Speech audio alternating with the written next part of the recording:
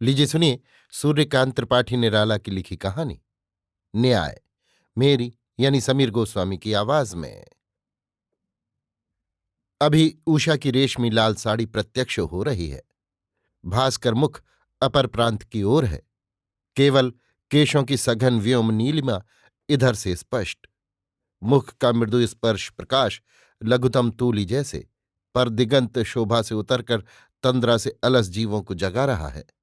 खिली अमलतास की हेमांगी शाखाएं तरुणी बालिकाओं सी स्वागत के लिए सजकर खड़ी हैं।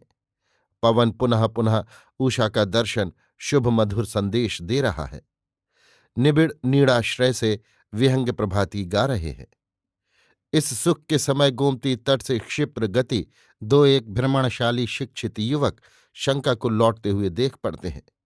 जैसे शीघ्र घर लौटकर भ्रमण के लिए जाने का सत्य भी छिपाना चाहते हों। भय और उद्वेग का अशुभ कारण कोई किसी से नहीं कह रहा। उसी रास्ते की दूसरी ओर वकील लाला महेश्वरी प्रसाद रहते हैं। रोज सुबह उसी रास्ते घड़ी और छड़ी लेकर टहलने जाते हैं। उधर चले तो लौटने वाले एक अजाने आदमी को देखकर मन में चौंके। उससे घबराकर चलने का कारण डरते डरते पूछा। उत्तर में संभल कर उसने कहा, आपको भ्रम हो रहा है, मैं घबराने क्यों लगा। फिर अपना रास्ता नापा। वकील महेश्वरी प्रसाद आगे बढ़े। गोमती के किनारे कुछ दूर जाने पर एक बड़ी करुण आवाज आई, भैया मुझे निकाल लो। तीन आदमी सुन सुनकर चले गए, दया करो, मैं आप नहीं निकल सकता, जख्मी हूं, रात को मार कर डाल दिया है बदमाशों ने। वकील साहब के कलेजे में हुक सी लगी। उल्टे पैर भगे। उनका बंगला पास ही था। रास्ता छोड़कर खेतों से दौड़े। एक दूसरे बंगले से एक युवक उनकी चाल देखकर हंस रहा था। हाथ के इशारे से वकील साहब ने उसे पास बुलाया। युवक चला गया। घबराए हुए गोमती की तरफ उंगली उठाकर वकील साहब ने कहा, वहां जाओ देखो, कहकर बंगले की तरफ बढ़े। युवक गोमती की तरफ गया। घायल की दशा देखकर युवक को दया आ गई। उसके सीने में दोनों तरफ से छुरा भोंका गया था। गोमती के प्रवाह से देह का तमाम खून बह गया था, पर वो साधारण मनुष्य से ज्यादा सचेत था। आवाज ज्यादा साफ। वीर कर्तव्य की ओर देखता है, काल्पनिक भविष्य विपत्ति की ओर नहीं। उस घायल की रक्षा के लिए उसके विशाल हृदय में सहानुभूति पैदा हुई। व्यायाम से कसी बाहें अपनी ही शक्ति से वासस्थल तक ले जाने को फड़कने लगीं। आंखों ने अपने भाई को देखा। एक हाथ जांघों से, एक गर्दन से निकालकर अनायास युवक उसे अपने डेरे को ले चला। जल से निकलकर ही घावों की पीड़ा से घायल चीत्कार करने लगा। नजदीक ही युवक का डेरा था। अपने बिस्तरे पर ले जाकर लेटा दिया। कपड़े की रगड़ से पीड़ा बढ़ रही थी। घायल ने उतार देने के लिए कहा। संभाल कर युवक ने एक एक कपड़े उतार दिए। फिर कागज लेकर उसके बयान लिखने लगा। घायल को बेहोशी आ रही थी। कहते कहते भूल जाता था। कुछ असंबद्ध उक्तियां युवक ने लिख ली। घायल मूर्छित हो गया। युवक व्यग्रता से निश्चय न कर सका कि क्या करे। पहले थाने में रिपोर्ट लिखवाए या अस्पताल ले जाए। घायल की प्रति मुहूर्त बढ़ती हुई बुरी हालत एक बार उसे थाने की ओर ढकेलती, फिर अस्पताल की ओर। अंत में अस्पताल ले जाने का ही निश्चय किया। पास एक रईस रहते थे। उनके यहां जाकर उसने कुल किस्सा बयान किया और उनकी मोटर मांगी।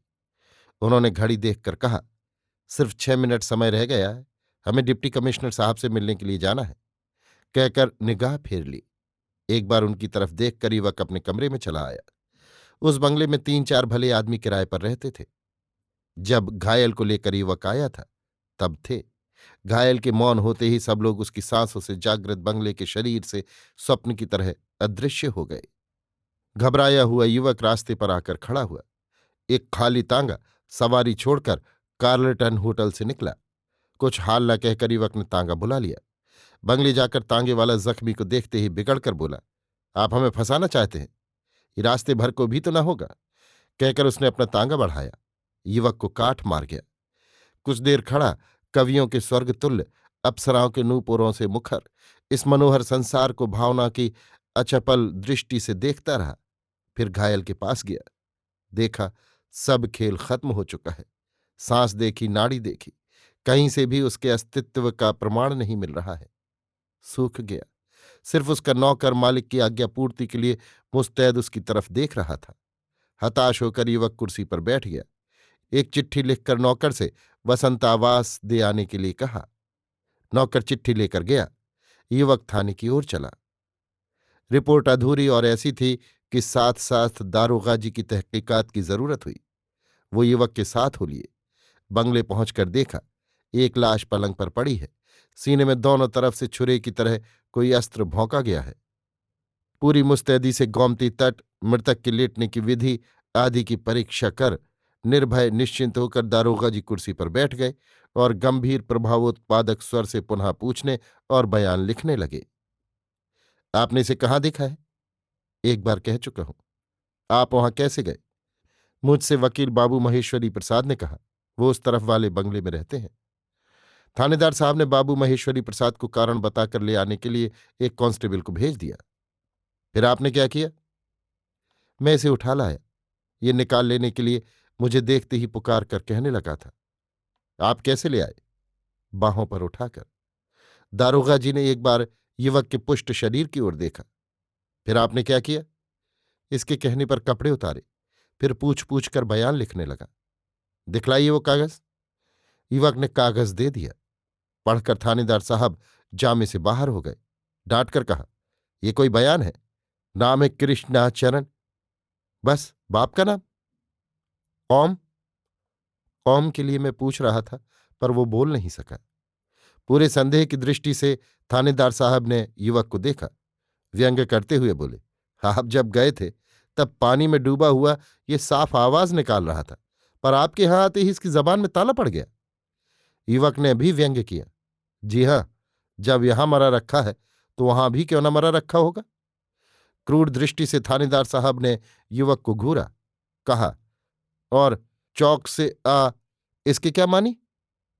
ये मैं क्या बताऊं? मैंने पूछा था, वो सवाल ऊपर लिखा हुआ है कि तुम कैसे मारे गए, तो वो चौक से आ कहकर चुप हो गया। फिर किसने मारा? मैंने मारा? मैं क्या भला है? युवक थानेदार साहब की स्वगतोक्ति सुनकर मन ही मन भारतवर्ष की पुलिस के साथ विलायत की पुलिस को मिला रहा था। इसी समय सिपाही बाबू महेश्वरी प्रसाद के यहां से संवाद लेकर लौटा। दारोगा जी से कहा, बाबू महेश्वरी प्रसाद बंगले में नहीं, उनके नौकर ने कहा है। कल अदालत से लौटकर शाम वाली गाड़ी से वकील साहब घर गए हैं। थानेदार साहब की शंका बढ़ गई, पर रह रहकर सोच रहे थे, इसने वकील साहब का नाम क्यों लिया? समाधान करते थे। मुमकिन किसी दुश्मन पर होने वाली वारदात के लिए वकील ने पहले से कह रखा हो कि हम ऐसा कह देंगे तो तुम छूट जाओगे। निश्चय किया, ये जैसा तगड़ा है, ये अकेला भी इसे मार सकता है। मन में विश्वास भर गया, इसलिए स्वर भी शंका के बाद निश्चय में बदल गया। मृतक के कपड़ों की जांच करते हुए दारोगा जी को जेब में जनेऊ मिला। निश्चय पर जोर पड़ा, ये जनेऊ छिपाया गया है। पूछा, ये जनेऊ किसने निकाला? मुझे नहीं मालूम। दारोगा जी ने गंभीर होकर पूछा, तो फिर आपको क्या मालूम है? युवक क्रोध से चुप हो गया। दारोगा जी ने पूछा, आपने फिर क्या किया? युवक ने सोचा, अब मोटर वाली बात कहता हूं तो संभव है मोटर मालिक वकील साहब की तरह उस समय मौजूद न रहें। फिर कहा, फिर अस्पताल ले जाने के लिए रास्ते से एक तांगा ले आया, पर तांगे वाले ने ले जाना मंजूर न किया। वो कितने नंबर का तांगा था? जमकर दारोगा जी ने पूछा। मुझे मालूम तो था नहीं कि आप नंबर पूछेंगे। दारोगा जी गौर करने लगे।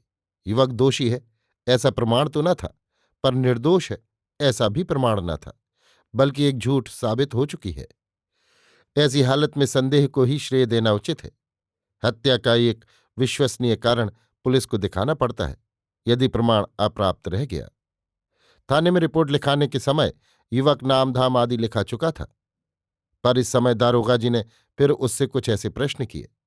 वो कौन है, इस प्रश्न का बहुत ही संक्षिप्त उत्तर सभ्यता के विचार से ह्रस्व स्वरों में उसने दिया। अतः उसकी स्थिति का भी कोई प्रभाव थानेदार साहब पर न पड़ा। फिर पढ़े लिखे युवकों द्वारा हुई हत्या के कारण हैं भी, कुछ ऐसा इसमें भी रहस्य संभव है। सोच विचार कर दारोगा जी पंचनामे की कार्यवाही पूरी करने लगे। इस संबंध से अपने को बिल्कुल अनभिज्ञ बतलाने वाले कुछ पंच भी मिले। इसी समय सिपाहियों की ओर थानेदार साहब ने एक इशारा किया। सिपाही युवक को चारों ओर से घेरे हुए खड़े थे। इशारा पाकर बांध लिया। पंच डरे हुए काम के बहाने चलने को हुए। लाश की हालत और युवक के कमरे की चीजें लिखकर पंचों के दस्तखत करा ताला लगा दिया गया। युवक ने शून्य दृष्टि से एक बार थानेदार साहब को, फिर आकाश की ओर देखा। हत्या का करण और कारण साथ लेकर थानेदार साहब थाने के लिए रवाना हुए। थाने पहुंचे ही थे कि तांगे से उतरकर 21-22 साल की एक सुंदरी दारोगा जी की कुर्सी की ओर बढ़ती नजर आई। केशवेश अत्यंत आधुनिक, चाल ढाल संकोच से 16 आने रहित। दारोगा जी को रास्ते छोड़कर थाने में ऐसा चमत्कार नहीं देख पड़ा। युवती सीधे दारोगा जी के सामने जा उन्हीं से पूछने लगी, मुझे थाने के इंचार्ज दारोगा जी से सख्त जरूरत है। क्या आप बतला सकेंगे वो कहाँ मिल सकते हैं? हाँ, फरमाइए। अच्छा, आप हैं।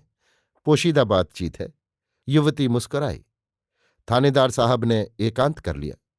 साग्रह देखते हुए दारोगा जी से युवती ने कहा, आपने राजीव को गिरफ्तार किया है, पर वो बेकसूर है।